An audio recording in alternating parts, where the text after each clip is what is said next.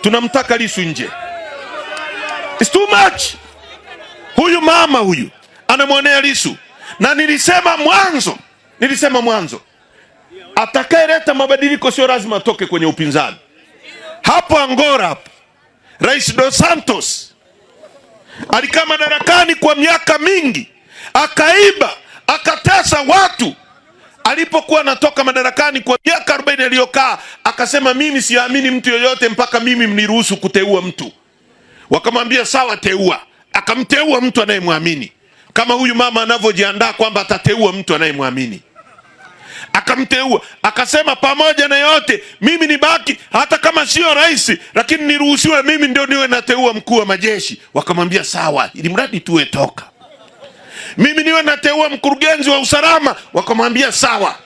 Alipotoka tu madarakani, watu wakabadili sheria, wakabadilisha mambo, wakashughulika na watoto wake. Mzee akafa, mtoto wake mmoja akakamatwa, akashtakiwa, akafia gerezani. Yule binti aliyekuwa ameiba hela za mafuta akaruka, utajiri wake ukasiziwa, hawezi kukanyaga hata Angola hapo. Tunawaambia hawa wanaoonea watu na kijana naye jigeuza kwamba yeye ndio kiongozi wa nchi hii, wanaamrisha watu wauawe, watu watekwe, polepole ametekwa. Mnateuana kwa upendeleo katika matatizo makubwa haya. Eti wewe umejiweka kuwa rais, alafu unamteua mkwe wako kuwa waziri, na mtoto wako anakuwa naibu waziri. Hata aibu. Tukisema haya wanasema tunasema hapo nimekosea nini sasa kwa kusema haya? Huu ni ukweli tu. Huu ni ukweli tu. Nisipo usema mimi, mawe yatazungumza. Tena bora mimi Heche naye sema hadharani. Kuna wengine wananong'ona kwa sababu ya uoga, kwa sababu hawapendi. Nchi ya watu milioni 65. Ina maana familia ya Samia tu ndio ina akili, sio? Mama wa rais, mkwe, waziri, mtoto wake, yani mke wa Mchengerwa.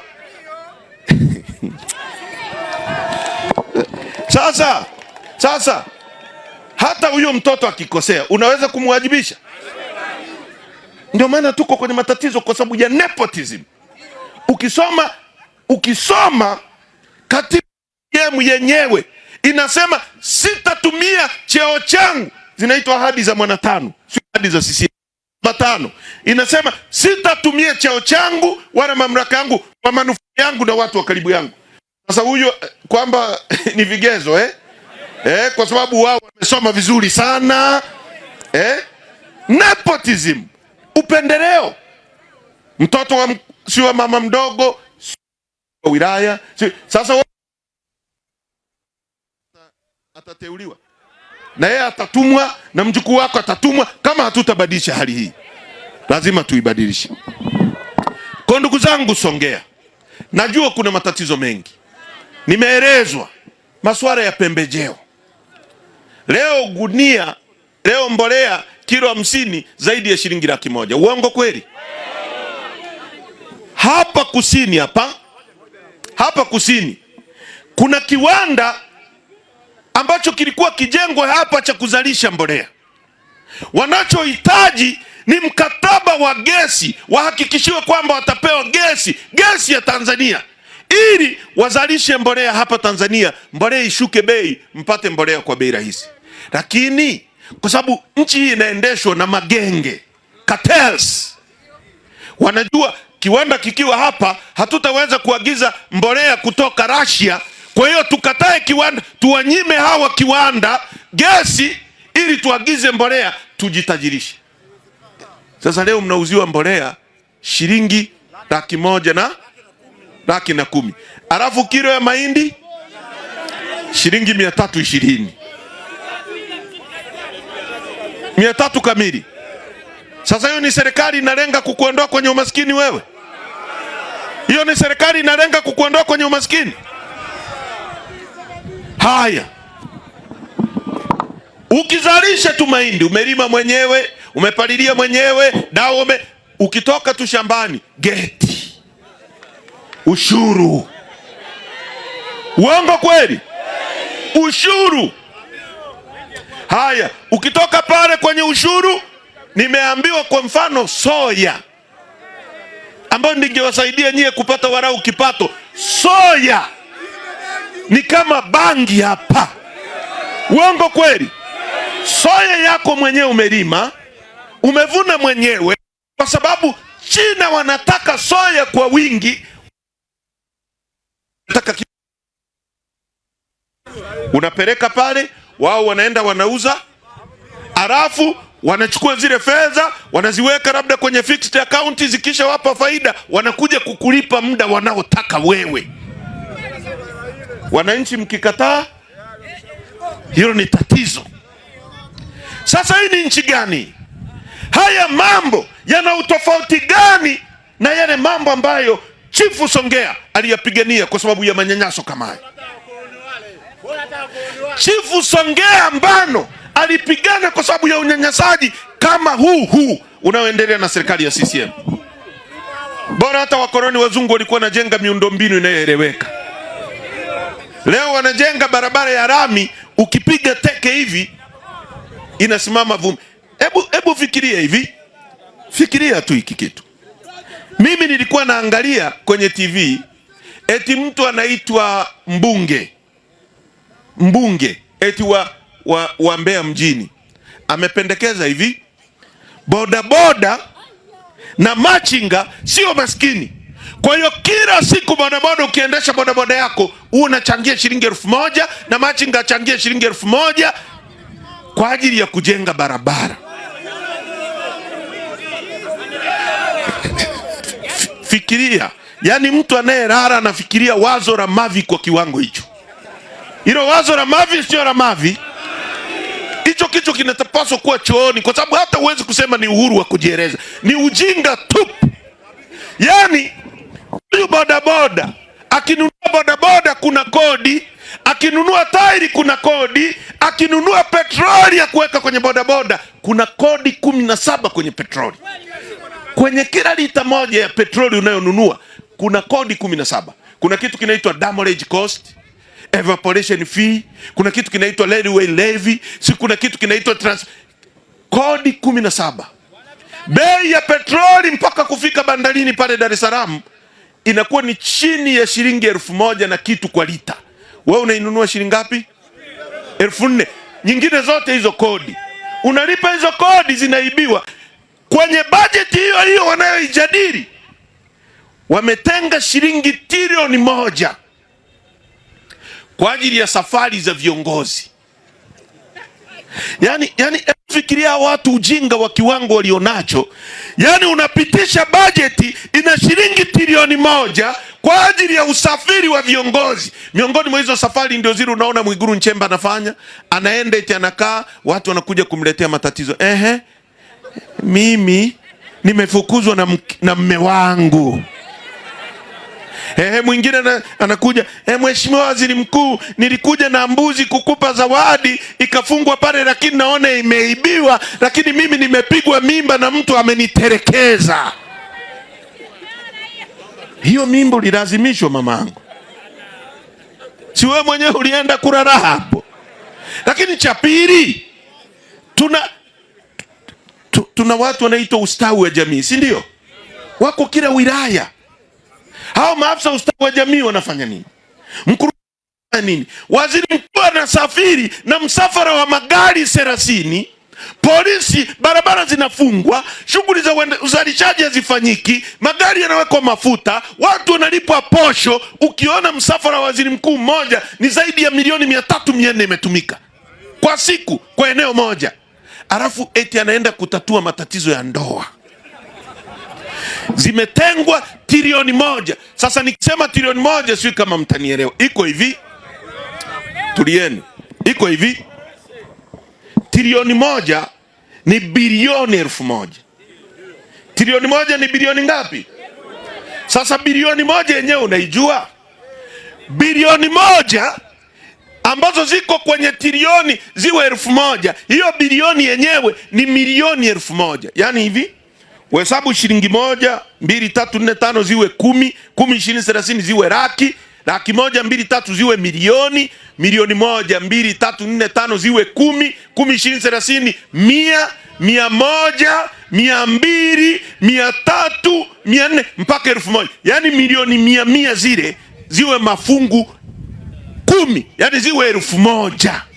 Yani milioni 100 ziwe 1000. Sio kama mnanielewa? Ndio bilioni 1. Mnanielewa vizuri? Hiyo bilioni ni milioni 1000. Tunaelewana vizuri? Yani milioni 100 ziwe mafungu 10 ndio bilioni. Sasa kwenye bilioni, kwenye trilioni 1 kuna bilioni 1000 tena. Yani zile 1000 na zenyewe mara 1000 ndio trilioni 1. Barabara ya rami hizi za mjini hizi, kilomita 1 ni shilingi milioni 500 mpaka 600. Hizi za mjini hizi wanazojenga hizi ambazo ukipiga teke hivi zinaruka vumbi kule, hizo za kawaida hizo. Barabara ya kiwango cha juu ambao kama inayojengwa na Marekani na USAID, kilomita 1 ni bilioni 1, yani milioni 1000. Kwa hiyo hiyo trilioni 1 ni kilomita 1000 za barabara ya rami. Yani ni barabara ya kutoka Songea mpaka Dar es Salaam, sio kama hiyo mnayopita mkeka kama anaojenga Marekani. Wametenga kwa ajili ya mwaka mmoja tu safari za viongozi. Arafu hizo ni pesa zako zitachukuliwa kwenye pembejeo, zitachukuliwa kwenye tairi ya bodaboda, zitachukuliwa si kwenye nini, zinaenda kufanya huo ujinga.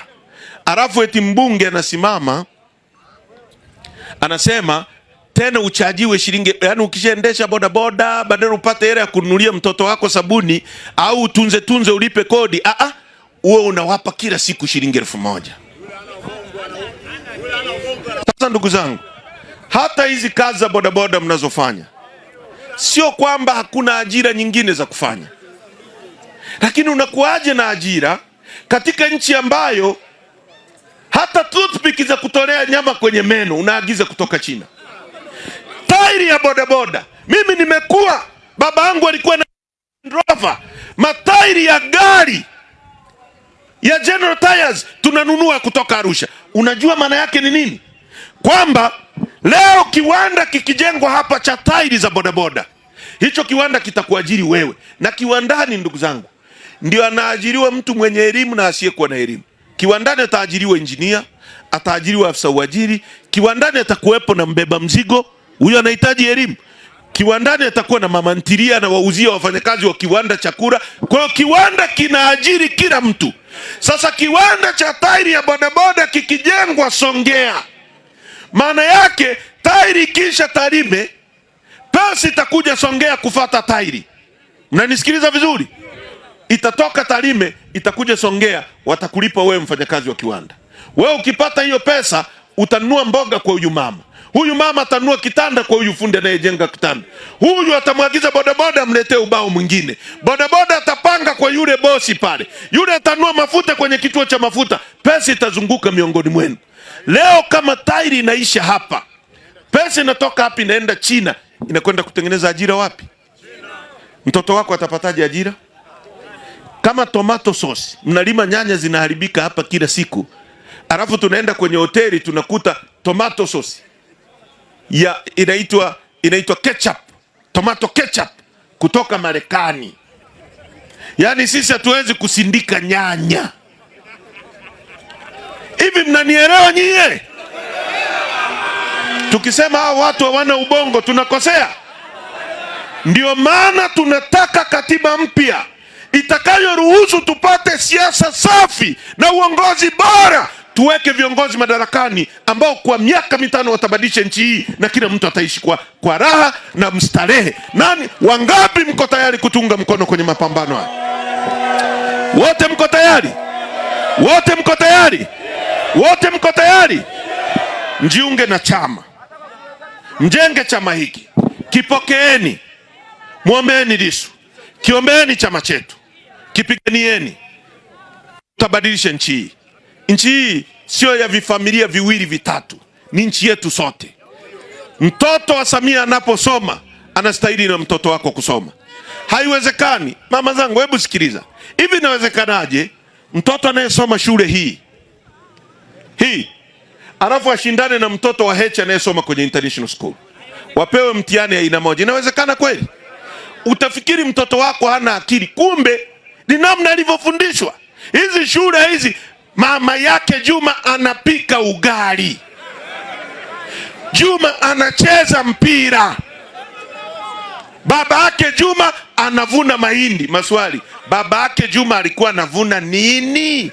A, mahindi. B, mchicha. Akiweka A mahindi tiki. Mama yake Juma alikuwa anapika nini? Pilau, wali. Akiweka ugali tiki. Alafu wazungu watoto wenu wanafundishwa hayo maneno. Wazungu wanafundisha watoto wao namna ya kuchimba makaa ya mawe yenu waondoke nayo. Meraniwa nyie, alafu mnapiga makofi. Tutabadilisha elimu ya nchi hii. Elimu itakuwa ni kwa ajili ya self reliance, kwa ajili ya kuwapa ujuzi wa kumiliki rasilimali zetu. Elimu itakuwa ni kwa ajili ya transformation, kwa ajili ya kufanya watu wetu wawe na uwezo wa kuhoji, kudadisi na kusimamia nchi yao. Ndio elimu Chadema tutakayoileta. Tupeni nchi hii. Tunawashukuru sana, tunawapenda sana. Asanteni kwa kuja. Against all odds, wazungu wanasema. Licha ya vitisho, licha ya manyanyaso, mmejitokeza kwa wingi. Asanteni sana Songea.